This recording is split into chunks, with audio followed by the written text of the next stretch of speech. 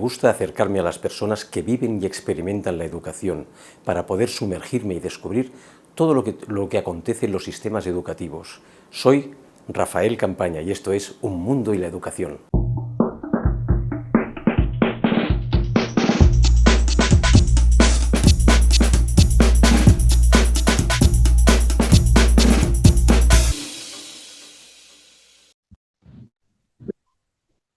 Bienvenidas y bienvenidos a Un Mundo y la Educación. Este canal que ya sabéis está muy vinculado con el mundo, un mundo extraordinario también.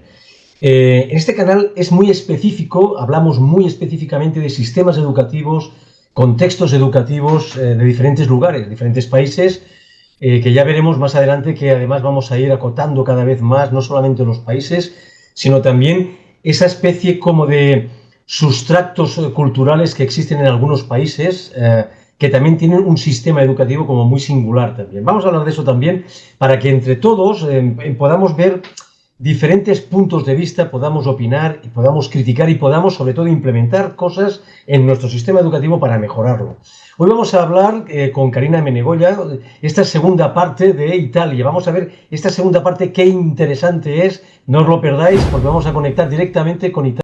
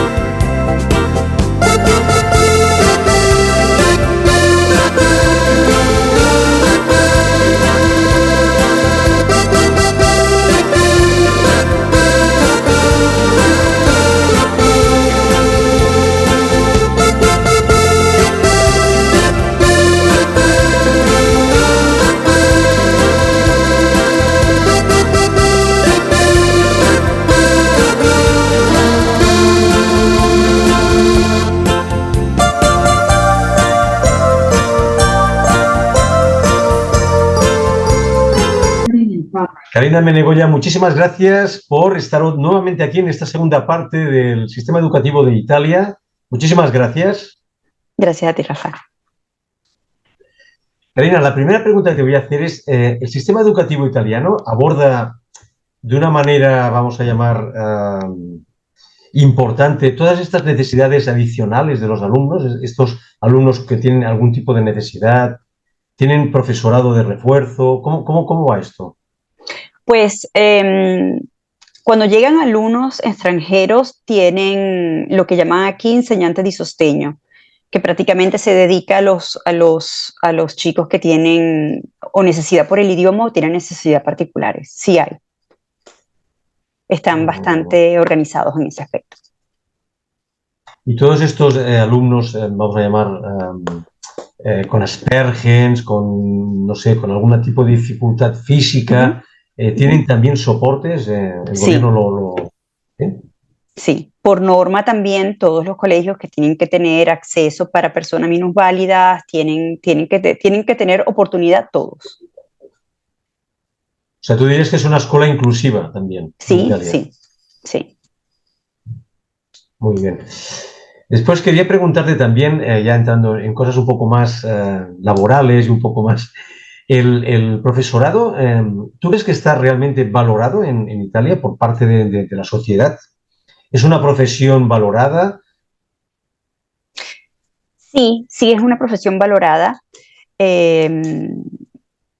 Cuando hay algunas plazas disponibles en los colegios hacen concursos que se basan no en un examen, sino más bien como una entrevista con los profesores.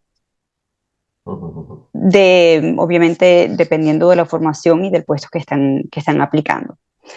A nivel solo de instrucción, no a nivel de pedagogía. Es decir, no cómo están preparados con respecto a los alumnos, sino cómo están preparados en la materia que ellos van a dar. O sea, entiendo que en primera instancia, para entrar en la función pública, es decir, entrar como profesor o docente en una escuela pública, tienen que hacer algún tipo de oposición, algún tipo de concurso o alguna cosa. Sí, ellos tienen que tener una certificación y después para poder entrar para poder entrar en los colegios tienen que ser aparte un concurso que es como una entrevista. Sí. Y obviamente cada nivel tiene su certificación. Muy bien. ¿El profesorado en primaria es especialista o es un poco... Quiero decir, hay un profesor, por ejemplo, de química, hay un profesor no sé, de educación física, hay un profesor de matemáticas, o esto solamente pasa en secundaria? Eso pasa en secundaria. En primaria normalmente son dos profesores por curso. Y se dividen entre las materias humanísticas y las materias más científicas. Es decir, quien enseña italiano enseña historia, arte, y quien enseña matemática enseña también ciencias naturales. Pero normalmente son dos que se turnan el alumnado. Retomando un poco el inicio de la pregunta, ¿tú crees que sé que es una pregunta un poco subjetiva, te pido la opinión, ¿la sociedad italiana valora realmente el papel del docente en la sociedad? ¿Lo valora? Yo creo que los docentes están un poquito no muy valorados. A nivel familiar, a nivel de la familia, sí, totalmente. A nivel de la familia, obviamente yo crecí en otra época y yo creo que ahora, los docentes no son muy respetados, ni por el alumnado, ni por los padres representantes. Y quiero pensar que a nivel gubernamental, pues más de lo mismo, o a nivel del gobierno realmente los valora con sueldos razonables, en fin, con publicidad razonable, o cómo va esto. Pues, a nivel gubernamental. En realidad, te puedo decir solo lo que mi apreciación, ¿no?, al respecto. Y es que por la cantidad de profesores que concursan cada vez que hay una plaza abierta, yo tendría que decir que valoran el trabajo como tal. Por lo tanto, me imagino que la remuneración es acorde a su formación. Pero sí, a veces hay sobre todo a nivel de bachillerato, hay déficit de enseñantes. O sea, ¿quieres decir que faltan profesionales? Sí. ¿Y a qué crees, ya sé que es una opinión, pero a qué crees que es debido esto? Bajo tu punto de vista, Pues yo creo que de alguna manera los bachilleratos o los liceos son tan diversificados o tan canalizados a una formación superior específica. Por ejemplo, mi hija que tiene pensado estudiar psicología, ella escogió el Liceo de Ciencias Humanas. Entonces, claro, si en el Liceo de Ciencias Humanas tenemos el profesor de psicología, pedagogía, sociología, hay mucha diversificación. Entonces, es difícil, me imagino que debe ser difícil conseguir las cantidades para los profesores de especialistas de esas asignaturas. Entiendo. Sí. Y te iba a comentar, todo el tema tanto en primaria como en secundaria, ¿tú sabes si se trabaja todo el tema de manera transversal o como asignaturas? de la gestión emocional? ¿Se le da importancia? ¿Se trabaja este tema para el alumnado? No, No se trabaja. no, no. Y, por ejemplo, una de mis hijas al momento del COVID estaba estudiando el liceo científico y que es bastante exigente. Yeah. Y pues los muchachos que eran adolescentes, obviamente con el lockdown y con ver las clases en casa, pues para ellos era muy restrictivo a nivel emocional. Y se pusieron, al contrario de ser un poquito más, entender esta situación de los adolescentes, se pusieron más bien más exigentes y más severos. O sea, había momentos en que mi hija, por ejemplo, no tenía receso. O sea, tenía que hacer, tenía problemas inclusive para ella poder ir al baño dentro de la casa. El hecho de que estaba dentro de la casa no significa que no van para el baño. Y tan es así que, pues, por ejemplo, mi hija entró en una crisis emocional bastante fuerte. O sea, la gestión de este tema, ¿tú crees que no ayudó mucho a los adolescentes? No, muy mal gestionado. Muy mal gestionado. Yo entiendo que ellos, porque son un colegio bastante exigente, un liceo bastante exigente, entiendo que tienen que tener sus normas bastante específicas. Siendo online, obviamente, pues el alumnado puede tratar de hacer trampillas, pero si la formación emocional del alumnado está bastante bien canalizada, ellos entienden que es por su bien, que a nivel de exigencia y a nivel de esfuerzo de los alumnos, obviamente, pues un poquito de voto de confianza también a los chicos, ¿no? Porque ellos ya estaban de verdad emocionalmente con bastante estrés con el encierro. Y Y Karina, pues... sí, es un tema. Y que todavía quizá estamos pagando un poco la factura de esta mala gestión en muchos países, ¿no? A nivel emocional Sí. por parte del alumnado. Quería preguntarte, ¿tú sabes si, por ejemplo, en secundaria, para pasar de curso, tienes que tenerlo todo aprobado o puedes pasar con asignaturas suspendidas o como pasan en otros países como el nuestro, por ejemplo? Pues tiene que tener todas las asignaturas aprobadas. Ellos le dan una opción de, después que termina el año escolar, si quedó con déficit de calificaciones, le dan un tiempo de estudio y normalmente es en agosto que hacen un examen para ver si llegó a nivel para poder pasar el curso. Pero no dejan materias arrastradas. Tendría que repetir el año escolar. O sea que, para entendernos, para entender que todos los telespectadores están escuchando, si no tienes todo aprobado en ese curso, no pasas de curso. No pasas. Okay. Muy bien. Karina, yo voy a hacer una pregunta esta pregunta es un poco complicada y siempre te lo pido desde tu punto de vista, que yo creo que tienes un criterio bastante objetivo, por lo que he podido hablar contigo. ¿Tú crees que estas escuelas especializadas tipo formación profesional y las universidades están dando la respuesta adecuada a las necesidades profesionales del país? Es decir, ¿tú crees que las escuelas y las universidades en Italia están formando a los profesionales que necesita Italia para diferentes ramas? Yo creo que hay bastante fuga de profesionales.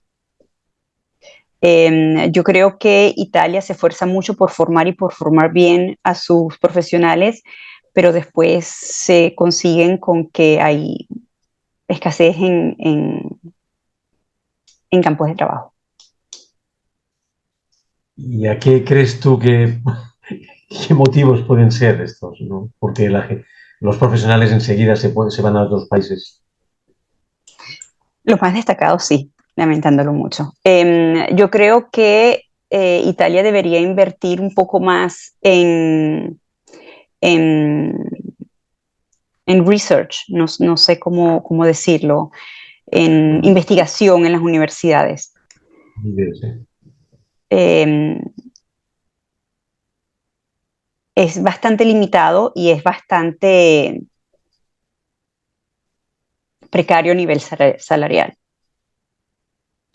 O sea que probablemente el tema económico es un tema importante para los profesionales, ¿no? Claro, claro, sí. Bueno, eso, si te sirve de algo, pasa en otros países, ¿eh? O sea, formamos muy bien, pero para luego que se aprovechen otros, ¿no? Esto pasa. Pues sí. Otros países, quiero decir. Porque a la final obviamente ellos tratan de buscar el desarrollo, ¿no? Profesional, y si aquí pues está un poco truncado, está un poco limitado, pues obviamente tienen que moverse. Claro. Garina, en las universidades en Italia, ¿tú sabes cuáles son las que más demanda hay? Suele haber unas cuantas que suele haber muchísima población que quiere, alumnado que quiere hacer estas carreras, estos grados. ¿Tú sabes cuáles son en Italia los tops? Aquí cerca hay dos. Está la de la Universidad de Padova, que es muy reconocida en muchas áreas, por ejemplo, ingeniería y psicología. Me imagino que también en otras profesiones. Muy amplia a nivel formativo. Es decir, psicología tiene muchísimas ramas que no todas las otras universidades, por ejemplo, la de Trieste tiene todas las especialidades en psicología. Eh, la Universidad de Venecia a nivel arquitectónico, en arquitectura es muy buena, así como la de Ferrara. Yo creo que depende bastante de la carrera que se estudie, ¿no? Pero la de Padova es una de las más solicitadas y de las más difíciles de entrar. Claro. Pero a nivel de grados, por ejemplo, Derecho, Medicina, ¿tú sabes si estos son las carreras que más gente quiere hacer en Italia? Yo creo que Hay países... ingeniería sigue estando bastante al tope. Ingeniería, Ya. arquitectura, bastante. Creo que menos que medicina. ¿Sí? Es curioso. Curioso. Y quiero hacerte otra pregunta que tiene que ver un poco con secundaria y primaria otra vez. Eh, la implicación de las familias. Primero, no sé si existen agrupaciones, asociaciones de padres, de madres. Primero, no sé si existen esta figura, estas asociaciones. Eh,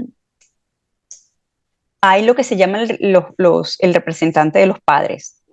Eh, en secundaria y a nivel de liceo. En primaria, no recuerdo, pero no. Simplemente se hacían, en cada lapso de evaluación, se hacían reuniones entre los padres y los profesores, con cada profesor.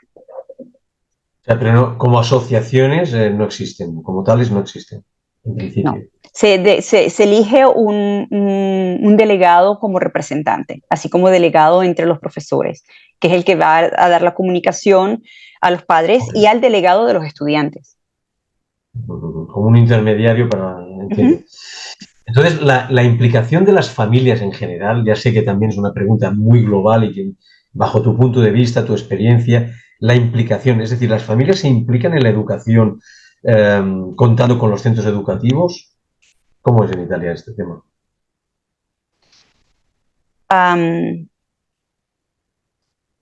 Yo creo, por mi experiencia, por lo vivido, no sé si en todos los colegios es así, si todas las familias, en todas las regiones, en todas las ciudades es así, pero eh, yo creo que sobre todo a nivel de primaria, las familias deberían estar más involucradas en la formación de sus hijos, en la formación y en la educación de sus hijos.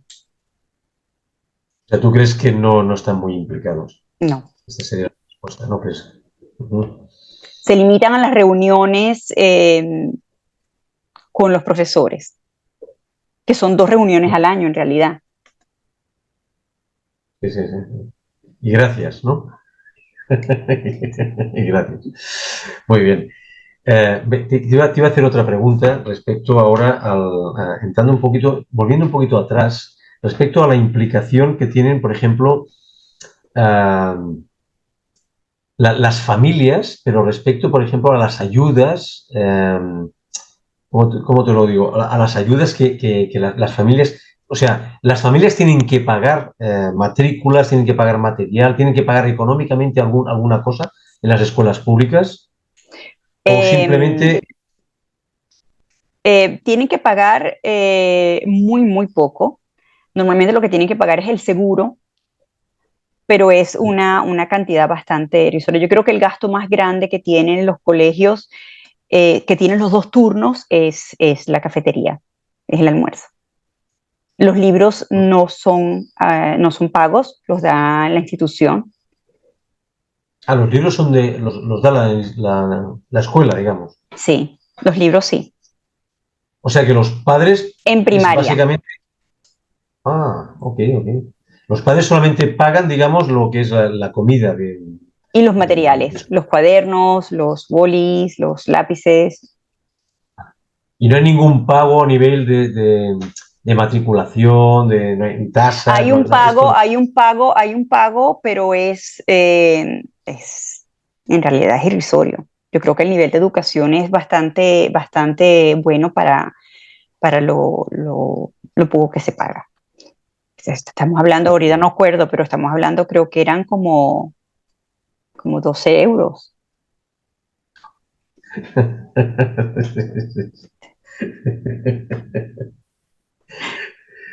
Muy bien. Entonces, y entonces, estas salidas que tú estabas explicando que de vez en cuando puntualmente pues hacían Ujú. unas salidas para... ¿Todas estas salidas también están subvencionadas? No, hay que pagarlas. Estas hay que pagarlas, vale. Y a veces se organizan para hacer, por ejemplo, en el colegio donde iban mis hijas, se organizaban para hacer clases de natación en las piscinas comunales, pero también Mm, obviamente había que pagarlo. ya, entiendo. Quiero preguntarte una cosa también muy difícil porque es muy general, pero tengo que preguntártelo. El tema, los niños y las niñas en secundaria y en primaria en general, ¿tú crees que hacen deporte en general? ¿Hacen actividad física como salud o como ocio Sí, sí, después del sí. horario escolar? ¿Hay mucho rodaje de esto? Yo creo que depende de la temporada, es decir, en invierno es mucho más difícil que los niños salgan, pero siempre hay asociaciones a nivel de ciudades que hacen que si la escuela de esquí, la escuela de patinaje sobre hielo, tanto en invierno como después cuando va calentando ya a medida que avanza el año. No a Ujú. nivel de colegio. A nivel de colegio hacen algunas organizaciones, aparte de la educación física que hacen, a veces los colegios se organizan y hacen deporte en plaza. Entonces van profesionales y hacen probar a los niños diferentes actividades deportivas. Un poquito que salga de lo normal, del fútbol y del voleibol va a un tipo de deporte un poquito más, más adrenalínico. Distinto. Sí, sí. Y Karina, cuando hemos hablado de las tecnologías, hay una pregunta que ahora te la voy a hacer ahora, y es todo este tema de los móviles en las clases que pueden generar algún problema. Y cuando yo digo problema, quiero decir, por ejemplo, que el profesor pues le llame la atención. Eh, esto genera ¿sabes? ¿Tú sabes si genera algún tipo de actitudes disruptivas que se puedan decir, que se puedan explicar? ¿Y si es a menudo esto?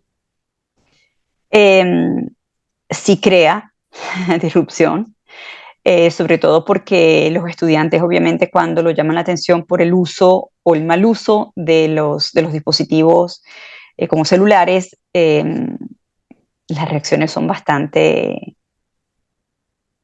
agresivas, bastante, pues, yo creo que casi que falta de respeto. ¿Y esto sucede a menudo? ¿Tú sabes si esto es habitual? Vamos, quiero decir, ¿es habitual? Yo creo que sucede más en secundaria, que los chicos Ujú. tienen sus celulares y son menos conscientes son más como más dependientes de los móviles, más pegados a sus móviles y pues en esas edades que son un poquito más críticas. Sí, son complicadas. La adolescencia ya de por sí es complicada. ¿Sí? Si además le quitas el Pues, juguete o lo llamas la atención por el juguetico que está súper pegado, pues sí. vamos a saltar un poquito ahora al tema de la universidad. Pero antes quería hacerte una pregunta también un poco general, pero que yo creo que es muy importante para entender un poco todo este entramado del sistema educativo. Y es el sistema económico en Italia. ¿Tú crees que en general, hablo muy general y sé que es una opinión y una percepción, pero un poco de esa percepción que tú tienes económica, ¿tú crees que es un país, vamos a llamar, económicamente estable, que permite un poco, pues eso, ¿no? Estudiar, pensar, hacer, tener expectativas por parte del alumnado? ¿Cómo lo ves este tema? Um, y aquí tengo que ser puntual, estoy hablando de esta zona, de la región Véneto como tal. Yo creo Del que norte de la Italia. mayoría, sí, la mayoría del alumnado es consciente de tener que llegar a cierta formación. Eh, Sigo pensando que el porcentaje de alumnado que llega a una educación superior como la universidad eh, es baja. Eh, con respecto a las escuelas técnicas, eh, se ve porque la mayoría cuando entran en el bachillerato se van a escuelas técnicas. Y de ahí proseguir a la universidad no lo hacen todos. ¿Y por qué crees que ocurre todo esto? ¿Cuáles son las causas que tú percibes que puede ser esto? Que vayan más a este tema más profesional, más rápido, que no este tema más largo que es estudiar en una carrera. No sé, tiene que ver con las expectativas, por ejemplo, que proporciona el mismo país, que antes hemos hablado un poco de este tema con los profesionales. Eh, pues yo creo que en cierta manera hay mucha, a nivel de mano de obra como tal, en esta zona de Italia hay trabajo. Entonces, pues hay muchas veces que los profesionales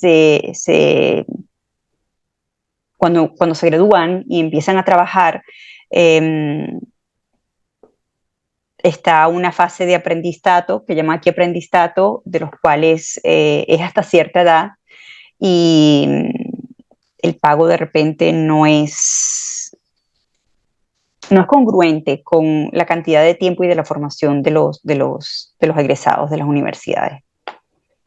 Es decir, Ya, que a nivel de mano de obra, a nivel de obreros, los sueldos son bastante buenos en realidad. Entonces mm. la gente pues no tiene como el estímulo o la motivación de una educación superior. Otra vez caemos en el tema económico, ¿eh? Es un factor que determina un poco hacia dónde se decantan, ¿no? Los alumnos. Estos alumnos que salen de la universidad, ¿tú crees que tienen una perspectiva laboral importante o cómo lo ven esto? Una vez salen de su carrera, suelen tener trabajo, me imagino que debe ser en función de la carrera, pero Exacto. variado. Uh-huh. Claro. Eh, Ujú. yo creo que todos tienen la tendencia a trabajar en público en lo posible. Ser funcionarios, te refieres, Sí, ¿eh? sí, sí, sí. Hay muchos, no solamente a nivel, o sea, estamos hablando, por ejemplo, también en psicología a nivel de hospitales, eh, digamos que sí.